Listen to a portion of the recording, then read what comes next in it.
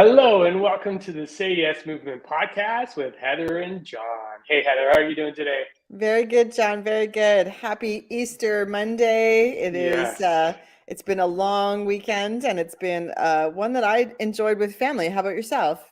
Yeah, no, with family and food. I don't know what it is with like these Easter, like these events, but yeah, it's always celebrated absolutely with family, grateful to have family and just be able to all sit around the table, not worry about the time and not worry about having to go anywhere and just eating together, celebrating together. I loved it.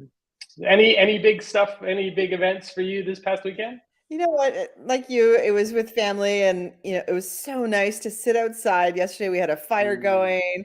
We enjoyed some good music and me and my sister when we get together, we like to sing old songs and that's always fun and the kids sort of giggle at us, but I know that they secretly love it as well and then there's a tradition. So there's these chocolate bars that they used to be in Canada, but Cadbury doesn't make them anymore. They're with Pop Rocks in them. And so Pop Rocks and M&Ms, and they're made by mm. Cadbury. So they're only now in Europe or Australia. So I have to order them on Amazon. And they take about a month to get here now. So they arrived like literally Friday before I was coming up to visit my family, and which they weren't even supposed to arrive for another 2 weeks. So I'm extremely grateful for that. Of course, I make this big Easter basket for my nieces and my nephew, and that's all they care about is the chocolate bars. So from now on, I'm just buying chocolate bars. That's it. Forget the rest of this. Oh my gosh. Yes. It's funny because we've talked about this on other episodes too, but traditions and rituals and routines that keep us in place and things in terms of what we're doing. I just wanted to take a second. Good morning, Brenda from Metro Detroit. Awesome. We've had some people across um, the border there and watching us. Excellent. For everybody else who's also hopped on, I just want to say good morning to all of you. And if you want to pop into the chat and say hello, we'd love to acknowledge and just say hi. But yeah, I know Pop Rocks is. Yeah, I remember growing up as a kid. It was all about the chocolates, right? And now I don't eat chocolates. I can't, right? So it's been quite the shift. But one of the things we did this year, we tried something new. Diane actually there's Portuguese dessert called natas de céu, which are like essentially called desserts from heaven. And I love this dessert. We always buy it. We always buy it. But Diane actually tried it this year, and I believe it's going to be a new tradition and a new staple in every event that we host. So super Ooh, excited for that. Lots of sugar, egg whites, and whipping cream. yum. Heather, yeah, next time I see you, I'll have to bring one up to you, or just to have you try it. But it is, yeah, it's decadent. Wow. It's one of those Portuguese desserts that not too many people know about, Yeah, but it I is don't think super I've ever had delicious. that. Yum. Yeah. Going So back to this the week, with the yeah, yeah, go ahead. rituals, John, it's really important because we actually spent a lot of time with my family talking about rituals from when Mm, everybody was kids. And we told some really fun stories about, when the kids were little and we do these Easter egg hunts. And one year my niece, she was just 4, and we did an Easter egg hunt outside, and the squirrels got into the eggs before, because they were peanut butter eggs, like inside the plastic ones, but we were just laughing and having such a good time. And it's these rituals, these expectations, and people look forward to these moments in time. So think about, what are the rituals in your own family that create these moments where people get connected and they love it. And my niece, she has a new boyfriend, so we were all telling him about these new rituals and inviting him to be part of it. So even as you invite new people into the family, think about what they don't know any of these rituals. They don't know what your normal mm. things are. But it makes a big difference to be able to expect what's going to happen and look forward to that expectation. Yeah. No, I think so. We're finally at the point in our family where we're starting to transition rituals, right? Because a Oh. lot of so this is an interesting one. So the majority the majority of the dinners and major events that we used to have were always hosted at the in-laws' house. Fair enough. It's just that was the custom, that was the tradition, right? But we're at the point where it's now transitioning where we're hosting and we're becoming the new tradition. So we get to establish and create new rituals and traditions within our own family, right? So it's funny because this year we've really, Diane and I have really gotten back into just doing Portuguese cuisine, right? Like it's not right. So it's I'm like, wait a minute, how do you cook that? So we found this guy on Instagram. Funny as heck, this Portuguese guy out of New Jersey, and he has all these simple Portuguese recipes that even I'm able to follow. I'm not one of those big cook guys, but yesterday I did barbecue, we did wings, and it was just a really cool process to bring these new traditions into our family, right? And I think we're at that point where now the generational gap is starting to flip, and now we're the people who get to create the new traditions for the next generation. And I never thought of it like, wow, it's just time. And one of the things that we've been talking about this month is really around expressing gratitude for that, right? And I'm grateful that we're able to do that and really create a new, because now we're setting the traditions for the kids, right? And they're taking that forward into their lives. And it's like, okay, so what did we do on Easter? Like, we always celebrate Good Friday. It's one of the things that we do. So how do we take that forward into their next, when they start to have their own kids and their own families? What are they going to do? They're going to think about the traditions that we set, not the grandparents, right? Yeah. So it's been an interesting transition as we've been going through that. And, yeah, it's been really, really different, to now be the ones who are setting the tradition. I know you have your own tradition that you make a certain dessert or something that you make for your family. But yeah, like that's the new, like we're the new people in the family. Well, and John, I think what people, we talk about legacy, we talk about how do you want to be remembered in life? And, people remember the small things. They don't remember these grandiose, I'm not sure anyone's going to remember that we did a podcast at one point. In the moment, we're making a big difference, but the big difference is the connection you're making. And going back to the dessert, so my sister made bread pudding, and that used to be what my mom would make, and my mom would make half of the bread pudding with raisins and half of the bread pudding without, because I like raisins, my sister didn't. So my sister made it for the first time. It's not my mom's recipe, but it's pretty damn close. It's the closest that we've gotten so far, because of course my mom would just throw stuff in a pot and that would be, the recipe. And both me and my niece said, oh, the raisins are missing. So my sister said she's going to put half raisins for the next one. So, my mom, although she's passed, she was with us yesterday, raisins, no raisins, this whole controversy, whether it should be in the bread pudding or not. And so this is how we live on, through these moments of time where we're gathering, where we're having gratitude, where we're remembering, really important moments in our lives. And it's over food, and let food be a comfort moment for these moments. Not all the time. Food needs to be nourishing most of the time, but, in these moments of love and gratitude, having that memory come alive is really, really important. So it was a magical weekend. It really was, because people that are no longer with us were with us through the beauty of food. So John, those recipes that you're borrowing from this guy on Instagram, think of the impact he's having all the way to Canada. You guys are now cooking like him, and people will try to recreate those recipes. So write them down or put a link somewhere, because when they're gone, right? And that's let's change that generational problem. Yeah, no, I'll definitely share it with everybody here. And if you're interested in trying your own your own Portuguese cuisine, just got to be prepared. A lot of onions, a lot of garlic.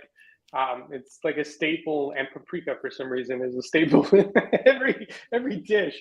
But yeah, it's interesting that we're talking about this, right? We're talking about rituals, routines. We're talking about the gratitude of having this and being a part of this. And one of the things, in the time that we do have, what has been really interesting is how we visualize all of this coming together, right? And putting all the pieces. And I know, this morning I got up, I did my thing, and it occurred to me, as I was training, the one thing I always try to do, I always try to finish my workouts with me crossing the finish line at this event that I'm going to be competing in 7 weeks. I visualize myself getting to the finish line. And I'm wondering if visualization is so powerful, right? Like when you put that into, you're actually predicting and seeing the future before the future happens. And I know it could be a little weird sounding to some people. It's like, how do I do that? But we're always doing that, right? And we've talked about this in one other episode. When people train for a marathon, they think about how difficult it's going to be when they get to mile 20 or mile 30 or, wait a minute. When they hit the wall, it's mile 20. Sorry, mile 20, 26.6. That's right. It's been a while since I've run a marathon. So when you get to mile 20, you hit the wall, and everybody visualizes themselves hitting the wall. No. I know it's a wrong thing to do, because you don't want to see the struggles.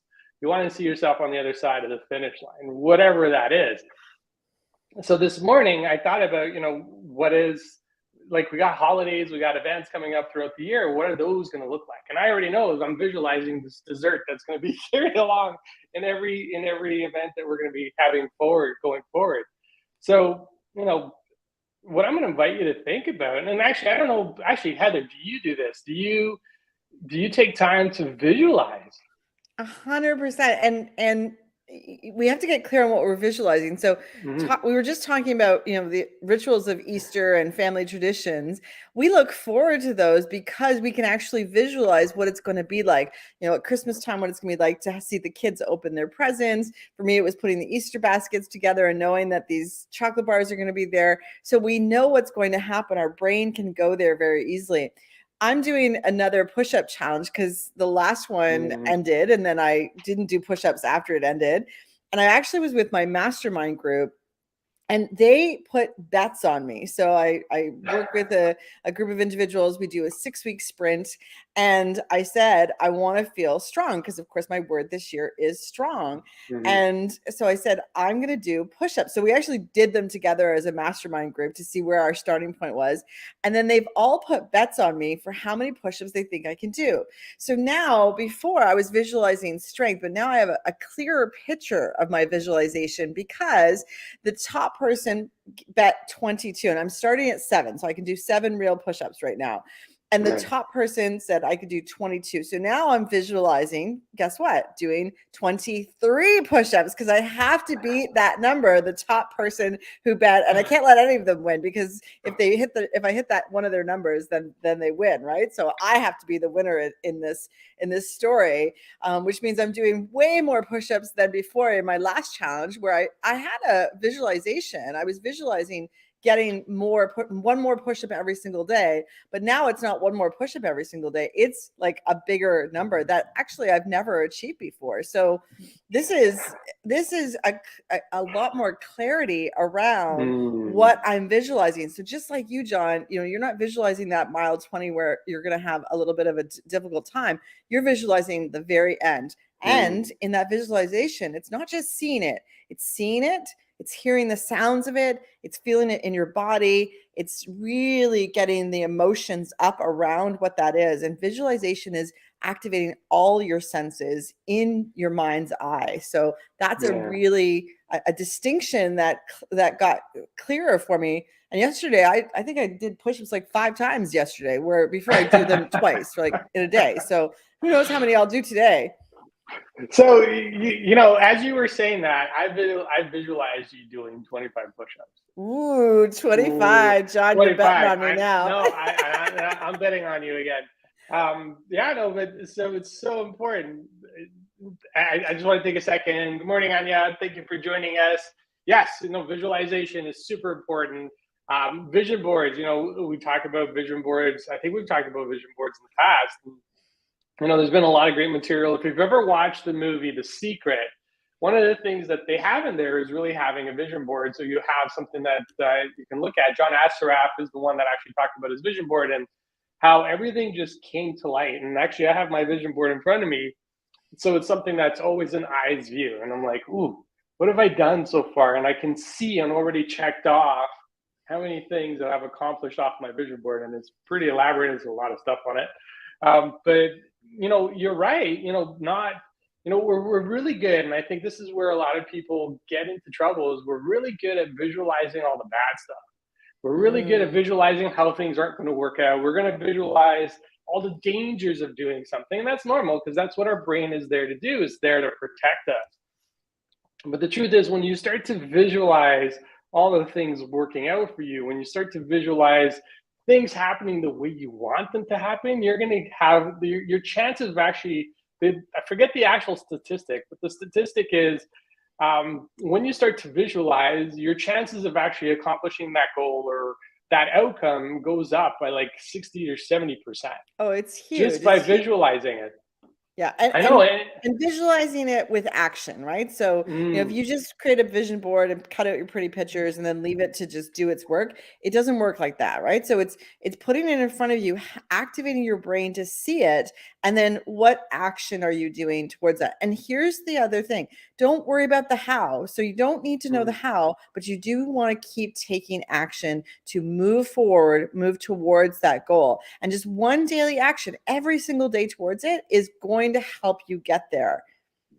Yeah, no, I love what Peter's saying. I like visualizing. I like the visualization process, attributes, reaching in the finish line, not having hit the wall.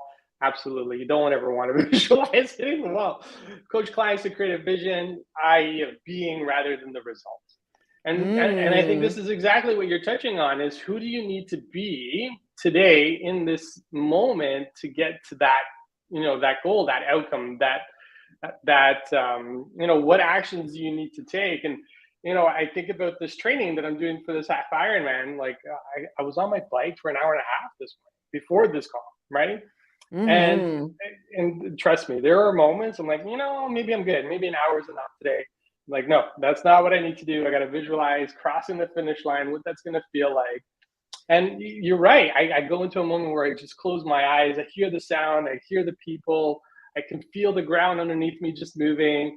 It's so powerful. Like I feel it in my whole body. Yes, I'm like locked up in my basement doing this ride on a trainer, but actually this week should be good. I should be able to get outside. We're gonna hit like summer weather this week, so I'm You can really get out happy about today. Are you kidding? that. Out today. Oh, you've already done your bike ride. Oh, I you already can do did it it. But you know again. what? Maybe I'll do it. I'll do an extra half hour or something. But it's really being in the moment. I think that's so important as we go through this process because as you just got to think about who you need to be right now.